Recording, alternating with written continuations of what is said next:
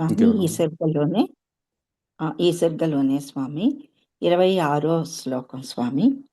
బలి చక్రవర్తి చే ప్రార్థితుడగు బ్రహ్మదేవుడు ఇంద్రుని సృష్టిని నాశమునర్చి ఒక ముహూర్త కాలములో ఆ కౌతుకమంతయు నెట్లు దర్శించెనో అట్లే ఈ ఇంద్రజాలమున నేను అనేక కార్యములను పెక్కు చంచల పరిస్థితులను గాంచి తిని అని చెప్తున్నారు స్వామి.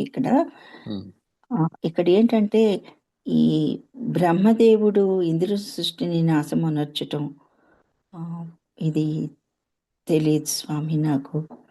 అదొకటి. తర్వాత అసలు ఇంద్రజాలము అంటే ఏమిటి స్వామి? దానికి ఆ పేరు ఎందుకు వచ్చింది? ఇప్పుడు ముందు అడిగిన ప్రశ్న, పూర్వం బలి చక్రవర్తి బ్రహ్మదేవుణ్ణి ప్రార్థించడం మీదట ఏమిటి ఇదంతా అంటే, ఇంద్రత్వం ఎలా అనుభవించడం ఏమిటి ఇది అంత అంటే, ఇప్పుడున్న ఇంద్రుడి సృష్టి ఇలా నాశనం అయిపోయింది, నీవు ఇంద్రుడు అయితే ఎలా ఉంటుందన్నది చూపించారు అక్కడ. ఇంతవరకే ఇది మనోమాత్రమే అని చెప్పడమే బలి చక్రవర్తికి బ్రహ్మదేవుడు ప్రబోధించడమే అక్కడ విషయం. దాన్ని పోలికగా చెప్పి ఇప్పుడు ఇంద్రజాలము అంటే ఏమిటంటే, ఇంద్రియములను వశపరుచుకునేది, ఇంద్రియములని కలవర పెట్టేది, లేకపోతే భ్రాంతికి గురి చేసే విద్యని ఇంద్రజాలము అంటాం. అంటే నీ కంటికి ఎదురుగా ఉన్నది మరొక విధంగా అనిపించేసేది ఇంద్రజాలం. ఇప్పుడు కూడా ఇంద్రజాలం చేస్తున్నారు. అవును, చేస్తున్నారు. వాళ్ళు చేస్తున్నది అదే. నువ్వు అక్కడ అంతా బానే ఉంది అనుకుంటే ఇంకోటి కనిపిస్తుంది అక్కడ, అసంబద్ధంగా ఉంటుంది. చేతిలోంచి పౌరం తీస్తాడు, లేకపోతే ఇంకోటి చేస్తాడు, ఇట్లా చాలా చాలా కనిపిస్తాయి. అర్థమైందా? అర్థమవుతుంది. సో ఇంత చేసి ఇన్ని పుట్టించి ఆయన చివరికి ఏం అడుగుతాడు? ఫీజు అడుగుతాడు. గమనించాం. మరి అవి పుట్టించుకోవచ్చు, ఆ బంగారాలు ఆ ధనాలు అవే తానే పుట్టించుకొని అనుభవించవచ్చు కదా. ఇంత చేసి ఏమడుగుతున్నాడు? నువ్వు మామూలుగా నేరుగా సంపాదించిన దాన్ని కనికట్టు లేకుండా నువ్వు సంపాదించుకున్న దాంట్లోంచి ₹1 అడుగుతున్నాడు. మరి ఇది తగ్గిపోలే ఇక్కడికి వచ్చేటప్పటికి, ఆ విషయం వచ్చేటప్పటికి.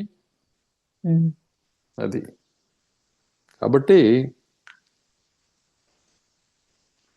ఈ ఇంద్రజాలికల్ని పిలిచినప్పుడు ఎంత తీసుకుంటారని అడుగుతాం మనం. వినోదం కోసం చేయించుతాం ఇదంతా కూడా, ఆశ్చర్యం కలిగించేట్టు. కాసేపు జనాలకు ఆశ్చర్యం అంటే చాలా ఇష్టం కదా. కానీ పద్ధతి తెలిసిన వాళ్ళు మాత్రం మాకు వద్దు నాన్న ఆశ్చర్యాలు అని చెప్తారు. ఇది సంగతి.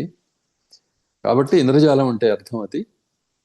బ్రహ్మదేవుని యొక్క దీని యందు బలి చక్రవర్తి పూర్వం తపస్సు చేసి గొప్ప ధార్మికుడై ఉండి, విష్ణు భక్తుడై ఉండి, ఇంద్రుణ్ణి జయించగలిగి ఉండి, దేవతా రాజ్యాన్ని ఆయన అనుభవిస్తూ ఉన్నప్పుడు ఏముందయ్యా ఇందులో అని చెప్తూ బ్రహ్మదేవుడు ఆయన ప్రబోధించిన తీరుని ఇక్కడ ప్రస్తావించారు. అది సంగతి.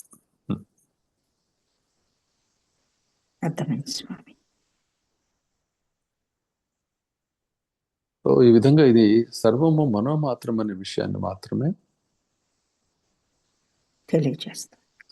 తెలియజేస్తుంది. పూర్ణ గ్రంథం అంతా ఇదే తెలియజేస్తుంది.